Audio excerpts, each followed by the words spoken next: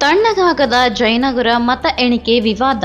BJP ಶಾಸಕ ರಾಮಮೂರ್ತಿ ಅರ್ಜಿ ವಜಾ. 3 ವಾರಗಳಲ್ಲಿ ಲಿಖಿತ ಹೇಳಿಕೆ ಸಲ್ಲಿಸುವಂತೆ ಸೂಚನೆ. ಮಧ್ಯಪ್ರವೇಶ ಮಾಡಲ್ಲ ಎಂದ ಸುಪ್ರೀಂ ಕೋರ್ಟ್. ಸೌಮ್ಯ ರೆಡ್ಡಿ ವಿರುದ್ಧ ಕಾನೂನು ಹೋರಾಟದಲ್ಲಿ ಸಿಕೆಆರ್ಗೆ ಹಿನ್ನಡೆ. ಜಯನಗರ ವಿಧಾನಸಭಾ ಚುನಾವಣೆಯ ಮತ ಎಣಿಕೆ ವಿವಾದದಲ್ಲಿ ಮಾಜಿ ಶಾಸಕಿ ಸೌಮ್ಯ ರೆಡ್ಡಿ ವಿರುದ್ಧದ ಶಾಸಕ ರಾಮಮೂರ್ತಿ ಸಲ್ಲಿಸಿದ ಅರ್ಜಿಯನ್ನ ಸುಪ್ರೀಂ ಕೋರ್ಟ್ ವಜಾಗೊಳಿಸಿದೆ.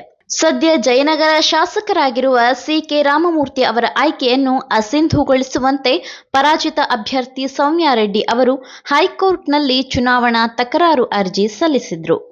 ಅಲ್ಲದೆ ಹೈಕೋರ್ಟ್ ಕೂಡ ಈ ಕುರಿತು ಸೌಮ್ಯ ರೆಡ್ಡಿ ಅವರಿಗೆ ಕೆಲವು ಸೂಚನೆಗಳನ್ನ ನೀಡಿತ್ತು. ಇದನ್ನು ಪ್ರಶ್ನಿಸಿ ರಾಮಮೂರ್ತಿ ಸುಪ್ರೀಂ ಕೋರ್ಟ್ನಲ್ಲಿ ಅರ್ಜಿ ಸಲ್ಲಿಸಿದ್ರು. ಆದರೆ ಸುಪ್ರೀಂ ಕೋರ್ಟ್ ಅವರ ಅರ್ಜಿಯನ್ನ ಇದೀಗ ರದ್ದುಗೊಳಿಸಿದೆ. ಇನ್ನು ಈ ಹಿಂದೆ ಹೈಕೋರ್ಟ್ ನೀಡಿದ್ದ ಆದೇಶದಲ್ಲಿ ಮಧ್ಯಪ್ರವೇಶ ಮಾಡಲು ರಾಮಮೂರ್ತಿ ಸುಪ್ರೀಂ ಕೋರ್ಟ್ಗೆ ಮನವಿ ಮಾಡಿದ್ರು.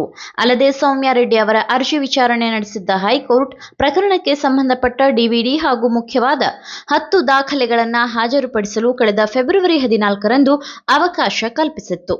ಆದರೆ ಸುಪ್ರೀಂ ಕೋರ್ಟ್ ಮೊರೆ ಹೋಗಿದ್ದ ರಾಮಮೂರ್ತಿ ಅವರಿಗೆ ಈ ದಾಖಲೆಗಳಿಗೆ ಲಿಖಿತ ಹೇಳಿಕೆ ಸಲ್ಲಿಸಲು 3 ವಾರಗಳ ಕಾಲಾವಕಾಶವನ್ನ ರಾಮಮೂರ್ತಿ ಅವರಿಗೆ ಸುಪ್ರೀಂ ಕೋರ್ಟ್ ನೀಡಿದ್ದು, ಸೌಮ್ಯ ವಿರುದ್ಧ ರಾಮಮೂರ್ತಿ ಅವರಿಗೆ ಈ ಪ್ರಕರಣದಲ್ಲಿ ಹಿನ್ನಡೆಯಾದಂತೆ ಕಂಡುಬರುತ್ತಿದೆ.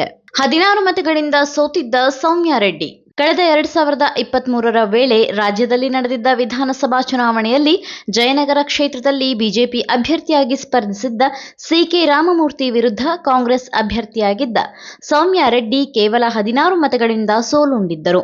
ಇದರಿಂದ ಮತ ಎಣಿಕೆಯಲ್ಲಿ ಪಾರದರ್ಶಕತೆ ಕಂಡುಬಂದಿಲ್ಲ ಎಂದು ಆರೋಪಿಸಿ ಸೌಮ್ಯ ರೆಡ್ಡಿ ಹೈಕೋರ್ಟ್ನಲ್ಲಿ ಪ್ರಕರಣ ದಾಖಲಿಸಿದ್ರು. ವಿದ್ಯುನ್ಮಾನ ಯಂತ್ರಗಳ ಮತ ಎಣಿಕೆಯಲ್ಲಿ ನಾನು ಮುನ್ನಡೆಯಲಿದ್ದೆ, ಆದರೆ ಪೋಸ್ಟಲ್ ಮತಗಳ ಎಣಿಕೆಯಲ್ಲಿ ಬದಲಾವಣೆ ಕಂಡುಬಂದಿತ್ತು. ಒಟ್ಟು 827 ಅಂಚೆ ಮತಗಳಲ್ಲಿ ವ್ಯತ್ಯಾಸವಾಗಿದ್ದು, ಪ್ರತಿ ಬಾರಿ ಮರು ಎಣಿಕೆ ಮಾಡಿದಾಗಲೂ ಬೇರೆ ಬೇರೆ ಅಂಕಿಅಂಶ ಬಂದಿದೆ.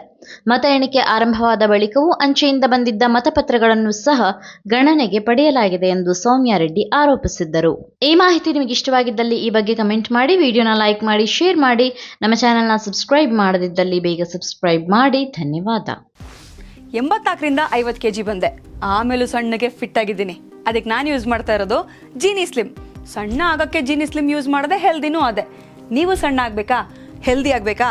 ಹಾಗಿದ್ರೆ ಜೀನಿ ಸ್ಲಿಮ್ ಯೂಸ್ ಮಾಡಿ. ಸಣ್ಣ ಆಗೋದಕ್ಕೆ ಯಾವುದೋ ಪ್ರಾಡಕ್ಟ್ ಹೇಳ್ತಾ ಇದ್ದಾಳೆ, ಏನಾದರೂ ಸೈಡ್ ಎಫೆಕ್ಟ್ಸ್ ಇದೆ ಅಂತ ಯೋಚನೆ ಮಾಡ್ತಾ ಇದ್ದೀರಾ? ಖಂಡಿತ ಇಲ್ಲ, ಯಾಕಂದರೆ ಇದು ಕೆಮಿಕಲ್ ಫ್ರೀ. ಸಣ್ಣ ಆಗಬೇಕು ಅಂದರೆ ಜೀನಿ ಸ್ಲಿಮ್ ಯೂಸ್ ಮಾಡಿ. ಹೆಚ್ಚಿನ ಮಾಹಿತಿಗೆ ಕೆಳಗೆ ಡಿಸ್ಪ್ಲೇ ಆಗ್ತಿರೋ ನಂಬರ್ಗೆ ಕಾಲ್ ಮಾಡಿ.